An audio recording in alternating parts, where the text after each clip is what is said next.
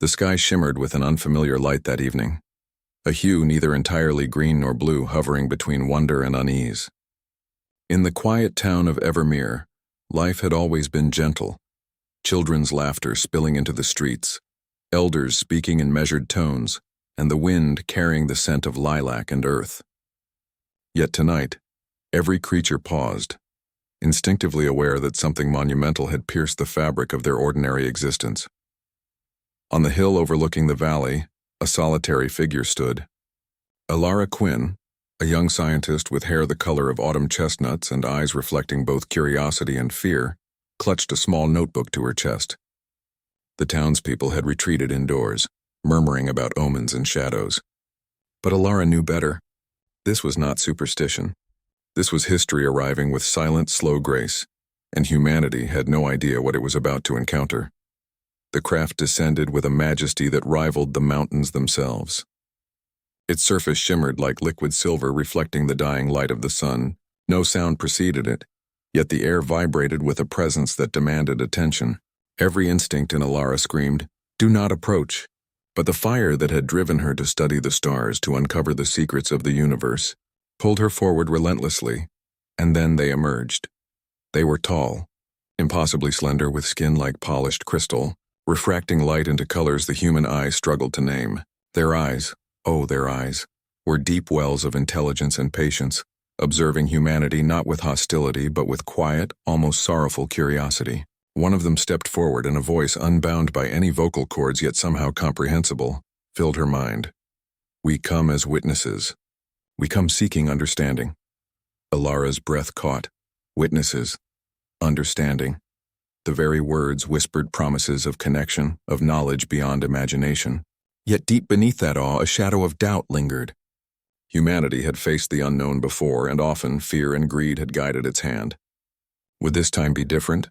Could humanity resist the darker inclinations that had marked its history? The town gathered, drawn to the luminous figures by equal parts fear and fascination. Children pressed against their parents, wide-eyed, while elders whispered warnings rooted in centuries of caution. But Alara stepped forward once more, her notebook trembling in her hands. She spoke aloud, addressing the beings who had crossed the cosmos to meet them. "I am Alara. We want to learn." A ripple passed through the visitors, subtle yet undeniable. One of them extended a limb, not as a threat but as a gesture of communion. In that instant, a bridge formed, not of metal or words, but of understanding. They revealed glimpses of their knowledge, equations that described the cosmos with elegance beyond human comprehension, visions of worlds interconnected by threads of thought and emotion, and the deep truth that life, in every corner of the universe, was fragile and sacred, yet, among the humans, not all hearts were pure. In the shadows, there were whispers of exploitation, of taking advantage of knowledge not yet earned. A group of men led by Victor Hale, a charismatic industrial magnate with ambition insatiable as fire, watched with narrowed eyes. He saw not a chance for unity but a treasure trove to wield. "If we can control them," he murmured to his closest advisors, "we will redefine power forever." Imagine what humanity could become. Alara sensed it immediately, the creeping darkness that lurked not in the aliens but in her own kind. The visitors spoke of harmony, of patience, of the responsibility that came with knowledge. Humanity, they explained, had the capacity for greatness but also for destruction. And yet the message, subtle and patient, seemed to slip through fingers already eager to grasp and dominate. That night, as the silver light receded into the stars, Alara remained on the hill, gazing at the fading shapes of the visitors. She felt a surge of hope intertwined with dread, hope for the potential humanity could unlock, and dread for the recklessness she already saw taking root. The line had been crossed merely by meeting the unknown, but she feared the day humans would cross it again, recklessly, with disregard for the consequences. Evermere slept uneasily. Dreams were haunted by silver shadows and luminous eyes. The universe had opened a door and humanity stood at the threshold. The question lingered like the scent of lilacs in the night air. Would they step through with humility, or trample the bridge under the weight of their own ambitions? Alara closed her notebook, whispering into the quiet night, "We must be better. We have to be better." But even as the words left her lips, a part of her knew that some would not heed the call. and the reckoning, silent and inevitable, had already begun. The days that followed the arrival were filled with a quiet frenzy. Evermere had never known such attention. Reporters, scientists, government officials, and thrill-seekers descended upon the town like a tide, all eager to witness the miracle that had appeared on the hill. But amid the wonder, a shadow grew. The visitors remained patient, observing humanity with calm detachment, yet the humans themselves were fraying at the edges of their own restraint. Alara walked through the crowd, notebook clutched like a talisman. Each interaction she witnessed tightened a knot of unease in her chest. Scientists debated endlessly, their voices thick with awe and envy, while politicians whispered promises of prestige and power. But worst of all, she saw it in Victor Hale, standing at the center of a circle of ambitious men, eyes alight with calculation rather than wonder. He did not see guests from another world. He saw opportunity, a way to bend the universe to his will. Victor's team had begun their experiments in secrecy. Using drones and instruments, they attempted to scan the visitors' forms, to capture and replicate what could not be understood. The visitors, for their part, reacted with patience at first. They offered insight in careful fragments, sharing knowledge of energy, biology, and mathematics. But patience has limits even for the most enlightened beings, and Alara could feel a subtle tension rising in the air, like the edge of a storm pressing down. She approached one of the visitors during a quiet moment on the hill. Its crystalline skin reflected the morning sun, casting rainbow prisms across her notes. "Why do they do this?" she asked silently. "Why allow them to take what is not theirs?" "Because they do not yet understand the consequences," the being replied, its voice resonating inside her mind like a soft echo. "Curiosity is a seed. It can grow into wisdom, or rot into ruin." The words chilled her. She had always believed humanity could rise to meet its potential, that reason and empathy could guide them. Yet here, before her very eyes, the proof of human vulnerability unfolded. Fear, greed, and the thirst for dominance twisted the minds of even the most rational. Even the townspeople, once calm and ordinary, had begun to argue, fearing what they did not know, mistrusting each other's intentions, and whispering about ways to claim the visitors for their own gain. Alara returned to the visitor's side. Feeling a weight she had not anticipated, she could not stop the curiosity, nor could she stop ambition. All she could do was witness, hope, and warn. "They do not understand," she said aloud, though no one heard her. "They are reckless. They see brilliance, not responsibility." But the warnings dissolved like mist. Her voice was lost among the louder calls of excitement and desire. Night fell over Evermere, but the lights in Victor's camp burned bright. He had managed to isolate a small piece of the visitor's technology, a crystal shard that pulsed with an inner light. Victor held it in his hands, feeling its energy and imagining the wealth, power, and control it could grant him. His mind raced with possibilities. "This is ours to command. This is the line we can cross, and no one can stop us." Unseen, Alara watched from the shadows, her stomach twisting. The shard flickered as if aware of human intentions, responding not to kindness but to desire. She realized then that the visitor's patience was not infinite. Their silence was not ignorance. It was a test, a measure of humanity's restraint or lack thereof. The wind carried the voices of the town and the hum of Victor's machines into the night, weaving together fascination and corruption. Alara felt the pulse of humanity's dual nature, its capacity for awe and love, yet also for greed and destruction. And deep inside, a fear began to bloom. Once the line was crossed, once curiosity was twisted into ambition, there would be no turning back. She stayed atop the hill until the shard's glow dimmed, until the night returned to its natural darkness. The visitors remained, serene yet watchful, their forms reflecting the stars like living constellations. And in that quiet, Alara whispered a promise more to herself than to anyone else. "We must not fail. Humanity must rise, or fall." But somewhere in the distance, a human hand reached for what was not theirs, and in that act the recklessness she had feared took its first breath. The morning after Victor Hale's experiment, the valley awoke to a silence heavier than any storm. The air smelled faintly of ozone, and a strange tension had settled over Evermere, as if the town itself held its breath. Alara knew something had shifted. The visitor's glow had dimmed slightly, their movements slower, more deliberate, like living jewels weighed by disappointment. Alara rushed to the hill, notebook in hand. Her heart pounded with dread, each beat a warning. She found one of the crystalline beings standing near the footprint of Victor's machine, its form trembling with a light that flickered as if struggling against a shadow. What happened here? She thought, but the being did not answer with words. It answered with a pulse of sorrow, a deep vibration that settled in her chest. The recklessness of humans had already made its mark. Victor and his team were nowhere to be seen in the immediate vicinity, but the shard had been disturbed. Alara could feel it, a small, searing heat in the air that hummed with a latent power. The visitors had allowed knowledge to flow, yet they had not anticipated the human desire to dominate it. And now, the line had been crossed. She turned to face the visitors fully, their luminous forms gathering like a constellation in motion.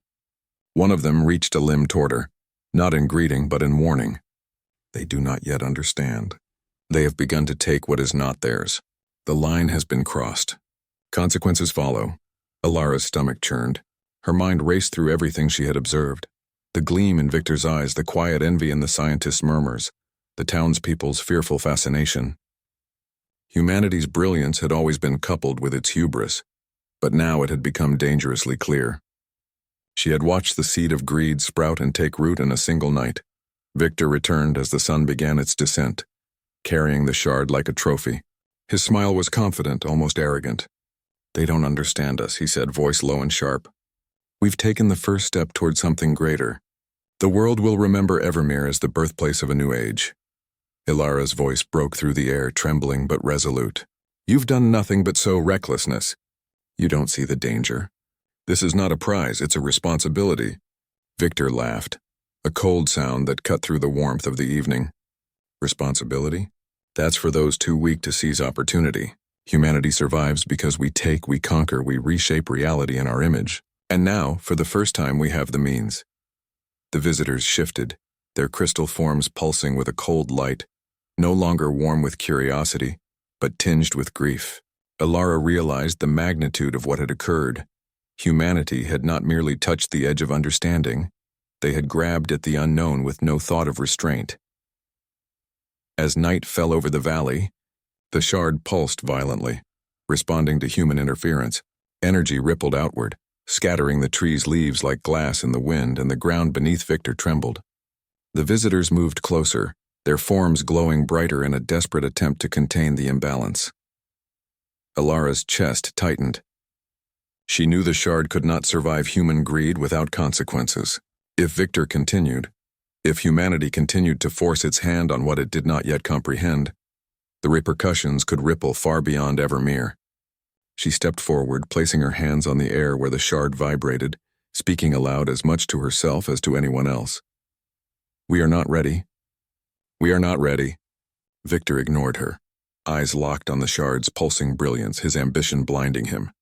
And in that moment, Alara realized that this was more than an experiment or a simple breach. It was a test of the very soul of humanity.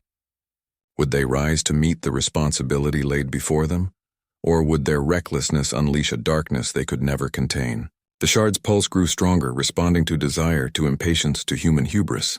And as the visitors began to emit a low, resonant hum, an attempt to stabilize what was destabilizing, the first tremors of consequence appeared.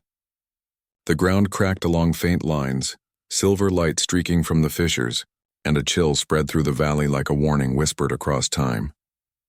Ilara's eyes filled with tears as she looked at the visitors, whose luminous forms now seemed almost fragile, and at Victor, whose smile had hardened into defiance. Humanity had crossed the line recklessly, and now, the universe itself seemed to hold its breath, waiting to see if humans would survive the cost of their ambition, or if the darkness they had unleashed would claim them first. That night, Evermere slept fitfully. Dreams were haunted not by monsters but by human faces, greedy, desperate, and unyielding. And high above, the stars watched silently, witnessing the first breach, the first recklessness, and the unveiling of humanity's darker side. The valley of Evermere awoke to a silence that felt heavy, almost unnatural. The tremors from the shard's pulse had left faint fissures in the earth, glimmering with an otherworldly light that refused to fade. Birds hesitated in the trees, and even the wind seemed to carry a cautionary tone. It was as if the universe itself had paused, watching humanity stumble where it did not belong. Alara Quinn stood at the hilltop, notebook pressed to her chest tight with worry. The visitors, once patient and serene, now hovered closer together, their forms vibrating faintly, almost as if wounded by disappointment. Their crystal limbs refracted the early morning light into fractured rainbows, beautiful yet sorrowful, mirroring the fractured potential of the humans below. Victor Hale, undeterred by the tremors, moved among his team with a dangerous mix of pride and obsession. The shard had responded to his touch, its pulses amplifying the energy he could barely comprehend. He was intoxicated by the sense of power he felt, imagining the world reshaped by human ambition, blind to the warnings written in every flicker of the visitor's light. Alara approached cautiously. "Victor," she said, her voice firm despite the tremor of fear, "you don't understand what you've done. This isn't a tool. It isn't a prize. You've destabilized something far larger than us. You could destroy everything we're meant to protect." Victor's eyes glimmered with defiance. "And yet we've achieved what no one else could. The universe gives and humanity takes. That is survival, Alara, that is strength." Alara shook her head. Strength was not recklessness. Survival was not domination. She could feel the shard's pulse through the ground, a vibration that seemed to mourn humanity's ignorance. She could also feel the visitor's frustration, not anger, but a profound sadness, a sadness that humanity might never understand the delicate responsibility of knowledge. The townspeople watched from the edge of the valley. Fear had begun to gnaw at their hearts. Some whispered about leaving Evermere, others argued about joining Victor's mission. Even the children felt the tension in the air, their innocent laughter replaced by a nervous hush. Humanity's duality was clear now, wonder and curiosity intertwined with fear and ambition, beauty entwined with shadow. Alara knew she could not stand idle. She needed to act, not to punish, but to preserve what remained of the fragile connection between their world and the visitors. She moved to the fissure closest to the shard, placing her hands near the glowing crystal fragments, and whispered into the air, "We have a choice. We can stop this before it's too late." The shard responded, its glow stabilizing slightly, recognizing a human presence guided by restraint rather than greed. The visitors hovered closer, sensing her intent. One of them extended a limb toward her, not touching but linking through light. The connection pulsed with understanding, as if saying, "There is hope even now." Victor, seeing this connection, frowned. "You're interfering," he snapped. "That shard belongs to those who are brave enough to claim it. You're afraid of what humans can achieve." Alara met his gaze. "It is not fear. It is responsibility. We were given a gift not to conquer but to understand, and right now you are crossing a line that cannot be uncrossed." Victor's anger flared, and in a reckless gesture he lifted the shard again. The fissures widened, the light surged violently, and for a moment the valley was bathed in a blinding brilliance that threatened to tear the land apart. Alara felt the pulse through her bones, a painful reminder of the cost of human hubris. The visitors reacted swiftly, forming a protective circle around the shard. Their light intensified, containing the chaos, but it was clear that patience had limits. One of the beings sent a pulse into Victor's mind, a silent, gentle communication meant to show consequences without harm. Victor staggered, startled, sensing a depth of awareness far beyond human understanding. Ilara's heart ached as she saw the moment when humanity could have chosen restraint, when ambition could have been tempered by wisdom. And yet the line had been crossed, not fully, but enough to awaken the shadow that lived in unchecked desire. That night, the valley lay under a heavy sky. The fissures glimmered faintly, the shard dimmed but still pulsing, and the visitors remained vigilant. Alara stood alone on the hill, the weight of human potential pressing down on her. She whispered into the wind, "We have seen the danger. We know our shadow. We must learn, before it is too late." And somewhere deep in Evermere, ambition slept, waiting for another chance to awaken, while humanity's recklessness had already begun to leave its first scars on the delicate fabric of understanding. The valley was restless. Evermere lay under a sky streaked with unnatural lights, a reflection of the turmoil that had begun to pulse through the earth. The fissures that ran along the ground seemed alive, glowing faintly with a strange energy, as if the very land was warning humanity of the dangers it had invoked. Alara Quinn moved carefully among the cracks, her chest tight, her thoughts racing. The visitors hovered nearby, their crystal forms luminous yet heavy with sorrow. Each pulse from the shard was a reminder that Victor's ambition had not just disturbed the crystal, it had fractured trust, shattered patience, and awakened a force that humanity was ill-prepared to confront. Victor stood at the center of the disturbance, the shard held high like a crown of light. He spoke to his team, his voice charged with fevered excitement. "Do you see this?" he shouted. "We are rewriting the rules. Humanity will no longer wait for the stars to guide us. We will take what is ours." Alara's hand shook as she approached him. "Victor, listen. You don't understand." The shard reacts to intent, not strength. Every reckless action you take spreads imbalance. You're not creating power. You're courting disaster. Victor's eyes gleamed with defiance, dismissing her words as weakness. Disaster? Or opportunity? Humanity has always triumphed by taking risks, by crossing boundaries others feared. Why should this be different? The shard responded violently, pulsing with a force that shook the valley. The fissures widened, silver light spilling into the air like molten veins.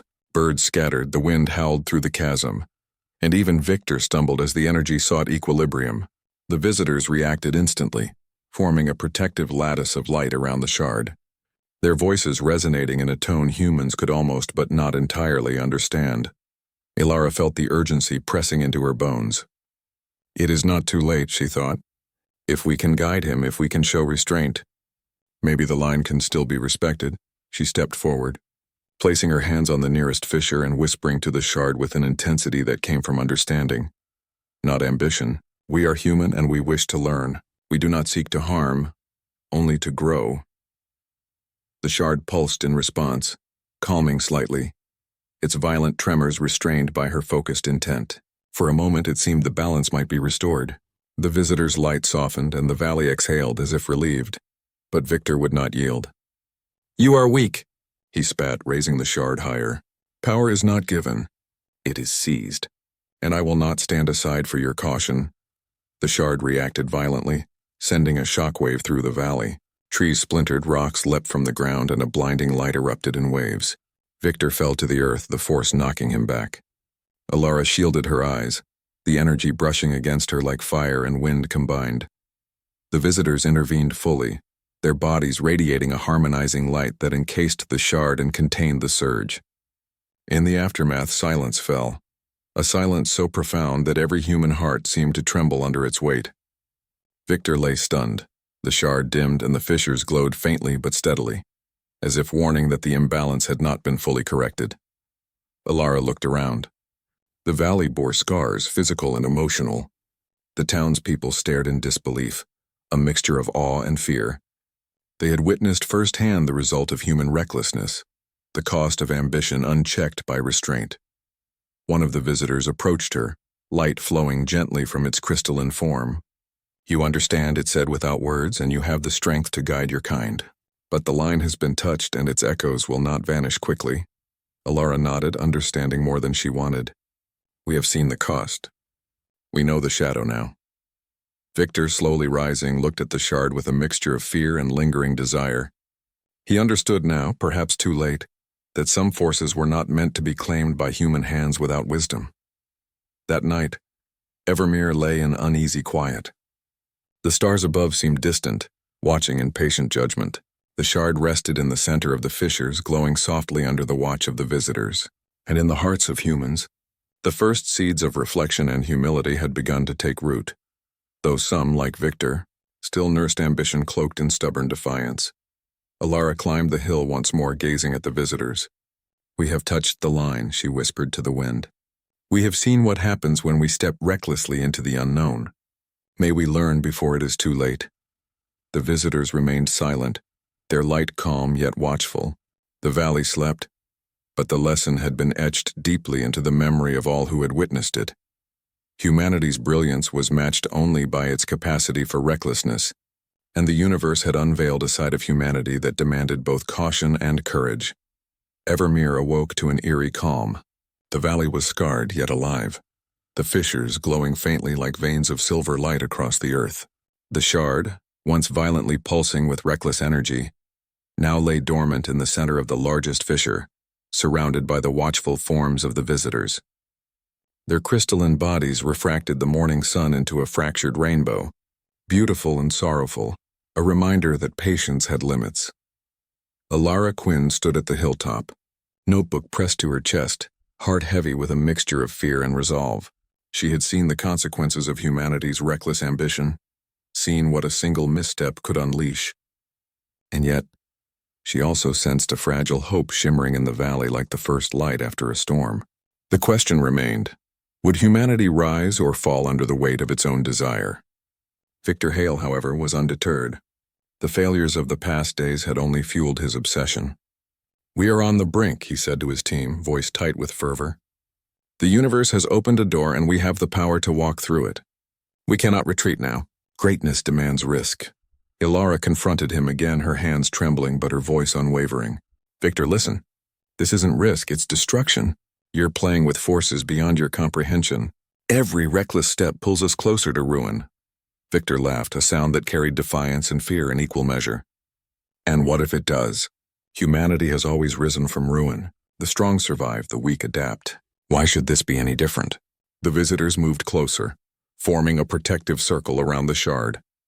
Light pulsed from their forms, responding to the human emotions swirling around it: fear, desire, defiance, and hope.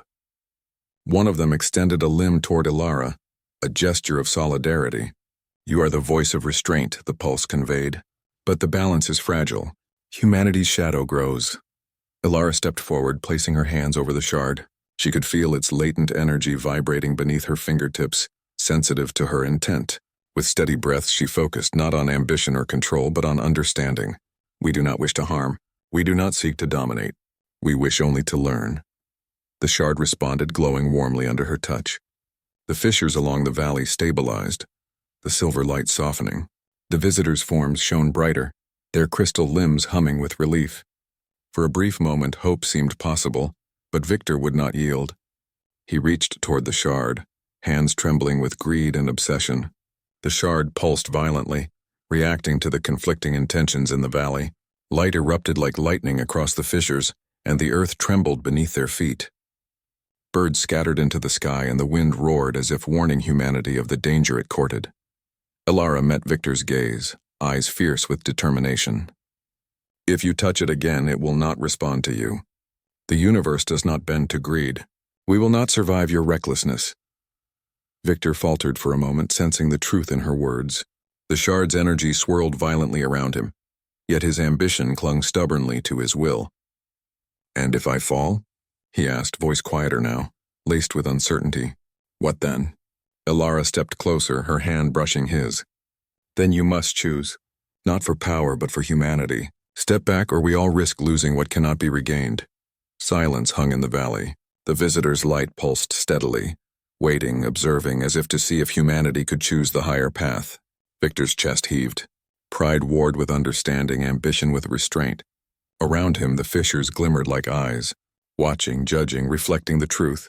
Some lines, once crossed recklessly, could awaken consequences that demanded courage to face, and then, slowly, he withdrew. The shard's violent pulses softened, settling into a gentle, radiant hum. The fissures stabilized, the valley exhaled, and the visitors' forms shone with quiet approval.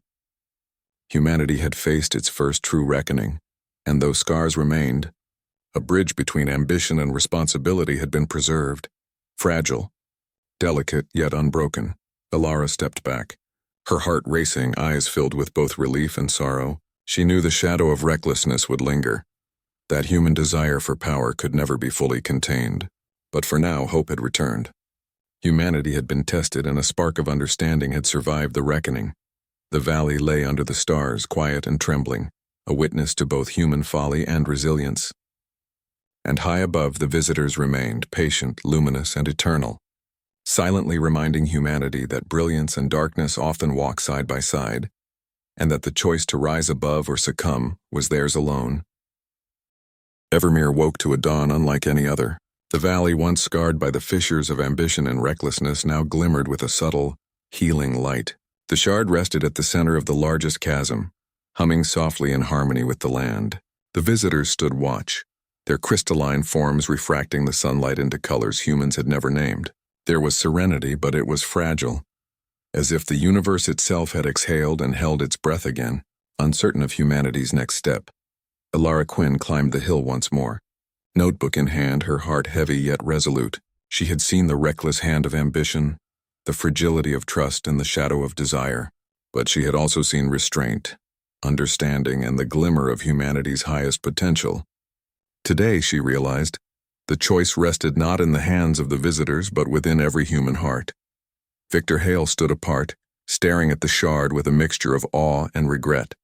He had glimpsed the edge of human folly, felt the pulse of forces beyond comprehension, and survived. Yet he was not the same man who had first grasped for power with reckless pride. Elara approached him cautiously, placing a hand on his shoulder. "This is what we must remember," she said softly. "Strength without understanding is destruction. Brilliance without restraint is recklessness. We can rise, but only if we choose to." Victor nodded slowly, eyes meeting hers. There was humility there now, tempered by the memory of what could have been lost. I understand," he whispered. "I see what I've risked, and what we all risk." The visitors moved closer, their light warming and stabilizing. One extended a crystalline limb toward the shard, and a pulse of knowledge flowed into the valley. Not forceful, not demanding, but a quiet gift of understanding. Equations, visions of life, of worlds connected, and the delicate threads that held existence together brushed the minds of those who were ready to receive. Elara felt it clearly. Knowledge could illuminate or destroy, depending entirely on the hands that reached for it. The townspeople gathered on the valley floor, drawn to the glowing shard and the luminous visitors. Their fear had not vanished entirely, but it had softened into awe, curiosity, and a quiet understanding. Children looked at the visitors with wide eyes, sensing both wonder and caution. Elders whispered stories not of superstition, but of responsibility. Humanity had witnessed a glimpse of its own shadow, and now perhaps it could see the possibility of rising beyond it. Elara stepped forward and addressed them all, her voice carrying across the valley. "We have been tested," she said. "We have seen what happens when we act without restraint. But we have also seen that when understanding guides us, when patience and responsibility shape our actions, we can rise, higher than we imagined possible. The line exists for a reason. We crossed it once recklessly, but now we can choose differently." Victor, standing beside her, placed his hand near the shard, not to claim it, but to honor it. The shard pulsed gently, responding not to desire, but to intent. A subtle harmony spread across the valley, as if the earth itself recognized the shift in humanity's heart. The visitors observed silently, their luminous forms steady and calm. Their judgment was not one of punishment, but of hope. For even in the face of human recklessness, restraint and understanding had emerged. The lesson was clear. Humanity's potential was limitless, but only when guided by wisdom. Elara looked up at the sky, where the stars seemed brighter, closer, as if acknowledging the fragile bridge between worlds. "We have a choice," she whispered to herself, and to humanity as a whole. To rise or to fall, to be light or to be shadow. And in that quiet, profound moment, a new chapter began.